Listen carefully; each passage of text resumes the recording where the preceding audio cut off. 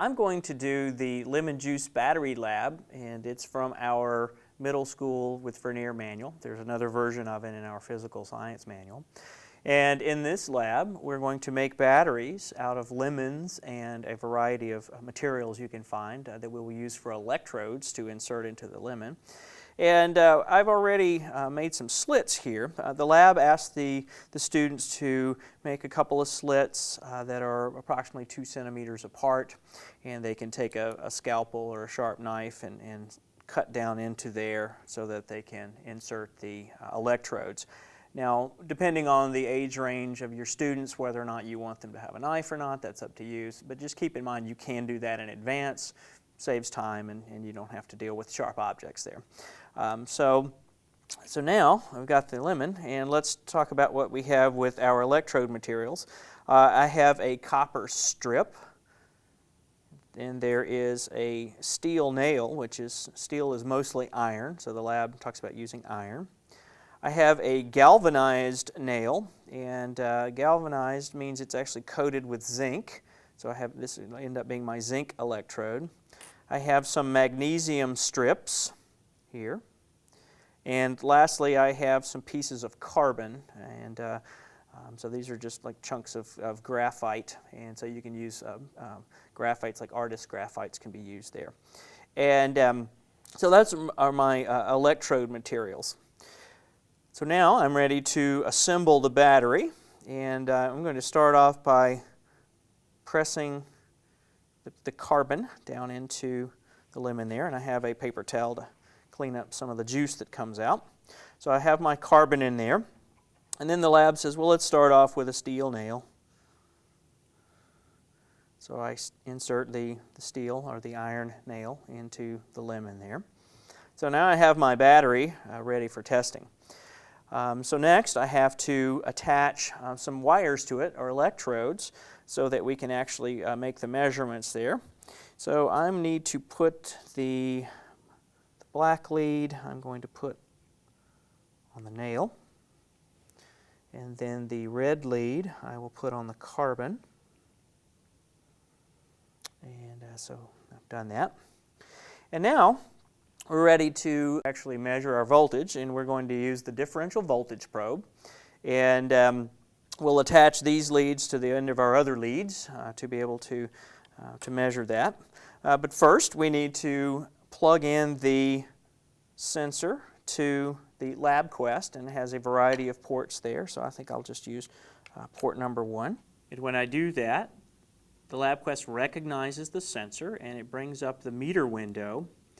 If we look at the meter right now, it's kind of varying a little bit. Usually it's in the tenths or the hundredths place.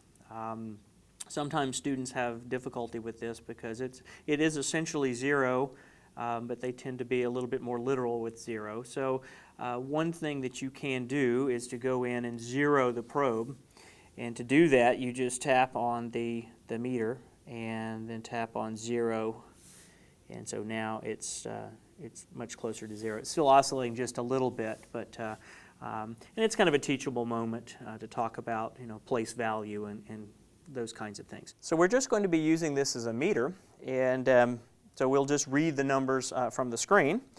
So now we're ready to attach our wires. So red to the red wire there, and then I will put the blacks to the black, and I get a voltage of 0.66 volts for our carbon-iron combination. And then in the lab there's a table, and the students write down the voltage with this combination of electrodes, and then they have to switch electrodes and take another reading here. So the next one I want to do is, let's see, carbon and magnesium.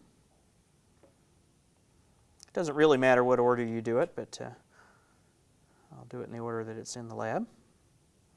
I need to insert that into the lemon.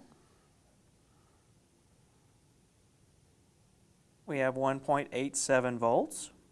And lastly, for this one here, or this with our carbon connection, we'll go carbon and zinc. We have 1.10 volts for our carbon zinc combination. Well, I've finished my trials here with the different electrodes, and so now we could go and take a look at the different voltages and compare what kind of results we get with the different electrodes and the lemon.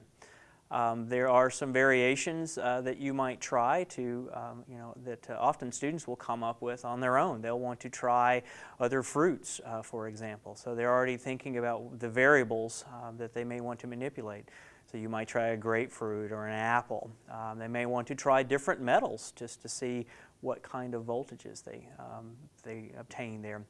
And really the concepts that we're covering here, there's some chemistry concepts with electrochemistry, and of course things with batteries are big. They always want to know how batteries work, and so you're touching on that when you do this lab.